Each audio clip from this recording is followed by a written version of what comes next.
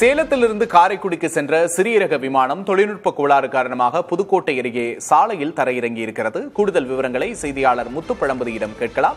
முத்துப்பழம்பதி, தற்போது விமானத்தின் நிலை என்ன? விமானிகள் எங்கிருக்கிறார்கள்? கூடுதல் விவரம் ஏதேனும் கிடைக்கப்பட்டிருக்கிறதா?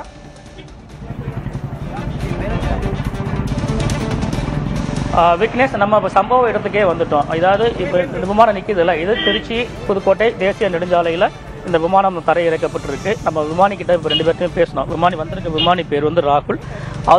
இவர் வந்து இந்த பயிற்சி விமானத்தோட பயிற்றுனர். அதே போல் ஹர்ஷக்னு அந்த பையன், அவர் மாணவர், இவங்க 2 பேரும் தான் விமானத்தில் வந்திருக்காங்க. விமானம் வந்து இது முழுக்க பயிற்சிக்காக பயன்படுத்துகிற விமானம், செஸ்னா ரக விமானம். இந்த விமானத்தில் வந்து சேலத்திலேருந்து காரைக்குடி பயிற்சிக்காக செல்லும் போது ஒரு 10 கிலோமீட்டர் முன்னாடி, அதாவது திருச்சியை கடந்த உடனே இந்த விமானத்தில் வந்து இன்ஜின் கோளாறு ஏற்பட்டதாக அந்த விமானி நம்மகிட்ட சொன்னார். அந்த இன்ஜின் கோளாறு ஏற்பட்ட பின்னர் உடனடியாக விமானத்தை தரை இறக்கணும். என்ன பண்ணலாம்னு பார்க்கும்போது இந்த ஏரியா லொக்கேஷன் பார்க்கும்போது இந்த இடம் கொஞ்சம் சேஃபாக இருந்ததாக சொல்லியிருக்காங்க. அதன் அடிப்படையில் இந்த இடத்துல தரை இருக்கணும். தரைங்கி இருக்கிறதுக்கு முன்பாக விமானத்தின் முன்புக்கு முழுமையாக சேதமடைஞ்சிருச்சு.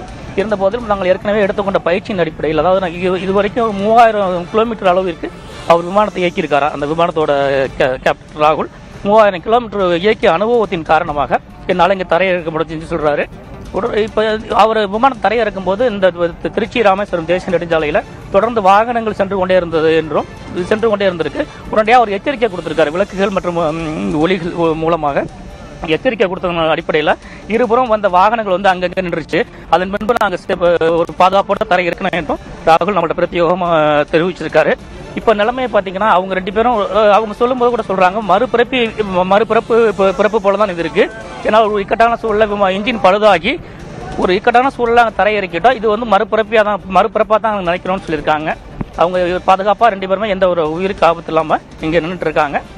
இப்போ பொதுமக்கள் வந்து இப்போ முக்கியமான சாலை என்பதால் இங்கே வந்து அதிக அளவில் குவிஞ்சிட்டு வர்றாங்க. அதே நேரத்தில் வந்து விமானத்தின் முன்பக்கம் என்ஜின்லேருந்து பெட்ரோல் லீக் ஆகுது.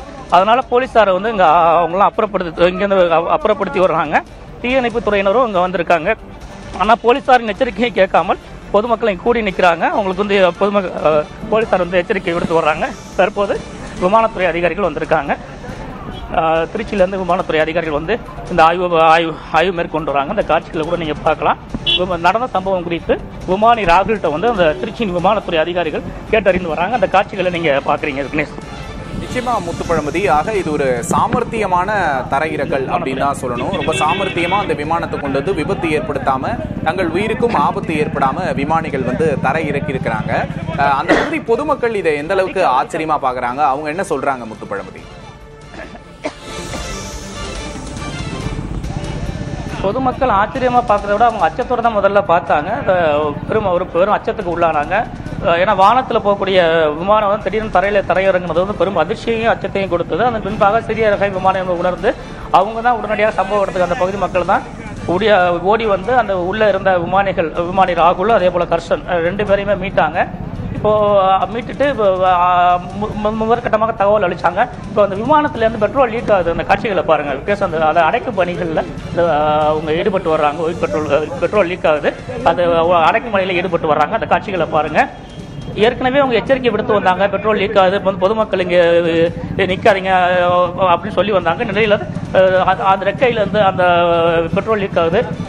ஒரு சின்ன ஹெல்ப் பண்ண முடியும்னா சரௌண்டிங்ல இருக்கவங்கள கொஞ்சம் தள்ளி போக சொல்லுங்க. ஏன்னா ஃபியூல் லீக் ஆகிட்டு இருக்கு. என்னாச்சுண்ணே?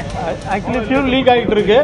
ஸோ நேக்கட் ஃப்ளேம் இருந்தால் ஏதாவது டேஞ்சர் ஆகிறதுக்கு சான்சஸ் உண்டு. அதனால கொஞ்சம் வேடிக்கை பார்க்குறவங்கலாம் கொஞ்சம் செப்பரேட் பண்ணிங்கன்னா கொஞ்சம் நல்லாயிருக்கும். அதாவது விமானத்திலிருந்து பெட்ரோல் லீக் ஆகிறதுனால வந்து பெரிய பாதிப்பு ஏற்பட வாய்ப்பு இருக்கு. உடனடியாக வேடிக்கை பார்க்கும் மக்கள்லாம் இங்கிருந்து அப்புறப்படுத்த வேண்டும்னு விமானத்துறை வேண்டுகோள் விடுத்திருக்காங்க.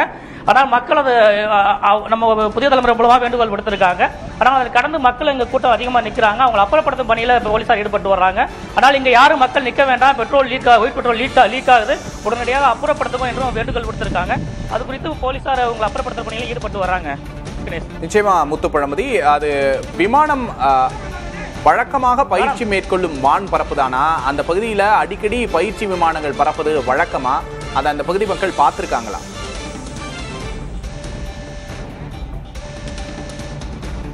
இந்த புதுக்கோட்டை மாவட்டத்தை பொறுத்தவரையில் அது இந்த பகுதி அம்மாசத்திரமா இருக்கட்டும், நார்த்தாமலையா இருக்கட்டும், அன்னவாசலா இருக்கட்டும் உள்ளிட்ட பகுதிகளில் வந்து அடிக்கடி விமான பயிற்சிகள் மேற்கொள்வாங்க. ஏன்னா ஏற்கனவே சொன்னேன், தஞ்சாவூர்ல தஞ்சாவூர் விமான பயிற்சி பள்ளி இருக்கு. அதே போல திருச்சி விமான நிலையம் இருக்கு. அடிக்கடி இது வழக்கமாக ஒரு நாளைக்கு ஒரு வாரத்தில் 5 டைம் 6 டைம் இது விமான பயிற்சியில் மேற்கொள்ளக்கூடிய பகுதி தான். அப்படிப்பட்ட சூழலில் ஒரு இயல்பான விஷயம் தான் விமானத்தில் இந்த பகுதி மக்களுக்கு ஒரு இயல்பான விஷயம் தான். அதனை கடந்து சாலையில் இந்த விமானம் தரையிறங்கி தான் ஒரு அதிர்ச்சியை கொடுத்தது. இப்போ நம்ம விமானிகள் நமக்கு கொடுத்த பிரத்யேகமான பேட்டியை கூட நீங்கள் பார்க்கலாம். அவங்க என்ன நடந்தது என்பது குறித்து நிமிடங்களாக நமக்கு தெரிவிச்சிருந்தாங்க. அந்த காட்சிகள் கூட நீங்கள் பார்க்கலாம். விக்னேஷ், நீங்களே தரையிறக்குறீங்களா சார்? ஆக்சிடென்ட் ப்ரொப்பல்லர் உடஞ்சிருச்சு. அதோட ஃப்ரெண்டோட ரெக்கை உடையுதா? என்ஜின் ஃபெயிலியர் ஆயிடுச்சு. ஸோ அதுக்கப்புறம் லேண்ட் பண்ணிட்டாங்க. நீங்கள் லேண்ட் பண்ணிட்டீங்க. இப்போ நீங்கள் வரும்போது ஃப்ரெண்டில் கார் எதுவும் போயிட்டு இருந்ததா? ஆல்மோஸ்ட் கிளியராக இருந்தேன். கொடுங்க. பெரிய பெரிய லெவலில் கார் போகல. 200 லிட்டர். இது பயிற்சி விமானமா எப்படி சார்? இது ட்ரைனிங் விமானம் தான். சேலத்துலேருந்து நீங்கள் காரைக்குடி போகிறீங்க. காரைக்குடி போகும்போது இந்த இடத்துல இன்ஜின் ஃபெயிலியர் ஆகுது. ஆமாம் சார். ஃபெயிலியர் ஆகி நீங்கள் சேஃப்டியாக தரையிறக்குறீங்க. இப்போ டேமேஜ்லாம் எப்படி சார் ஆச்சு? இல்லை சார், ஆக்சுவலி ப்ரொப்பல்லர் இதாகிட்டப்போ கவுலிங் ஃபுல்லாக ரிமூவ் ஆகிடுச்சு. ஸோ அந்த சைடு மட்டும்தான் இது வந்துருச்சு. மிச்சம் இருக்கிற கிளியர் தான் almost. Engine failure. Engine failure. ஆனால் நீங்கள் சேஃபாக வந்து இறக்குறீங்க. ஆமாம். உங்கள் பேர் சார்? கேப்டன் ராகுல். இப்போ ஒரு இக்கட்டான சூழல் வந்து உயிர் பிழைச்சிருக்கீங்க.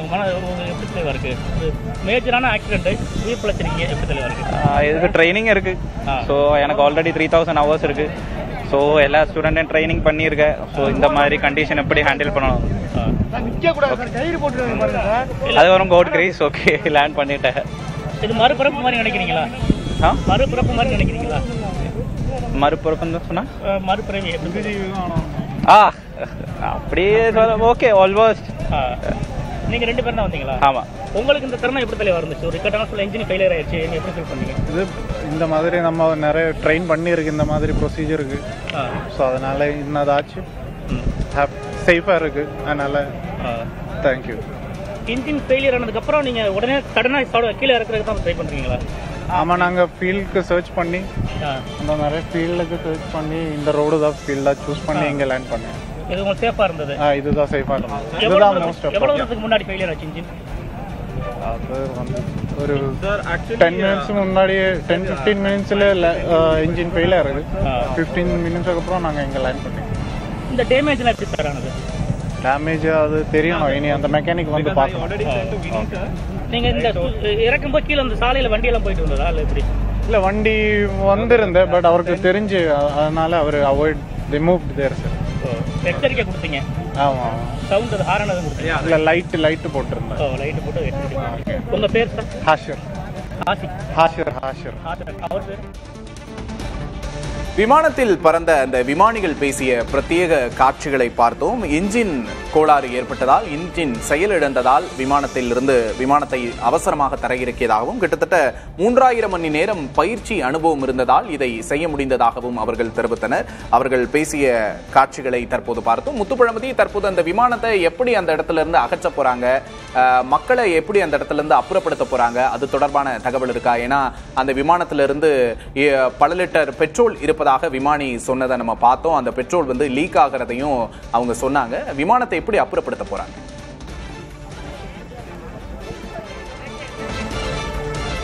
விமானத்தில் வந்து இப்போ பெட்ரோல் லீக் வந்து ஒரு புறம் அந்த பெட்ரோல் லீக் வந்து அடைச்சிருக்காங்க. வெள்ளை பெட்ரோல் வெளியாகிட்டு இருந்தது அடைச்சிருக்காங்க. ஆனால் பெட்ரோல் கசிவு வந்து அதிகமாக இருக்குது. அது குறித்து தான் திருச்சியோட விமானத்துறை அதிகாரிகள் வந்திருக்காங்க, விசாரணை மேற்கொண்டு வர்றாங்க.